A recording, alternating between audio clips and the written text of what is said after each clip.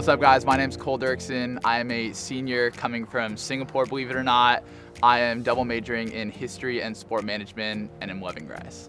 I grew up moving around Asia but was in Singapore for the last 13 years before college. Love sports, played all of them growing up, so I looked at where I could combine sports and academics and actually ended up going to Varsity College in upstate New York to play volleyball.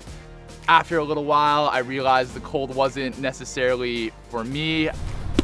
So I looked at where I could transfer, but I still wanted to, maintain that sports connection, even if it wasn't at the varsity level.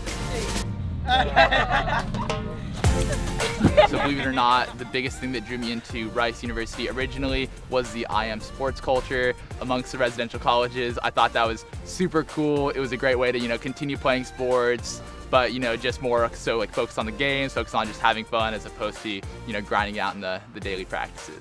Today I'll be giving you a presentation about the ethical dilemmas. I think the best aspect of Rice is just the balance, and the balance just permeates everything. So it's like in the sport management department, yeah, the academics are awesome, but I'm also applying what I'm learning in the academics in my work experiences. I've interned for a bunch of top-notch companies in Houston, actually around the world, and I think it's really unique that they do all that while still letting you have a social life, while still letting you, connect with people in your residential colleges and outside your residential colleges. It's classed in identifiable geographic way. I mean, I've always loved history. My dad's a history teacher, but I never really thought I would go that path academically. My first year, when I was here as a sophomore after I transferred, I took a US in the 1960s class taught by Professor Douglas Brinkley. With us now, Democratic strategist Joe Trippi and CNN presidential historian Douglas Brinkley, who's the CNN top presidential historian, and that just blew my mind. It was just like I was just listening to someone tell a story, and I think that's what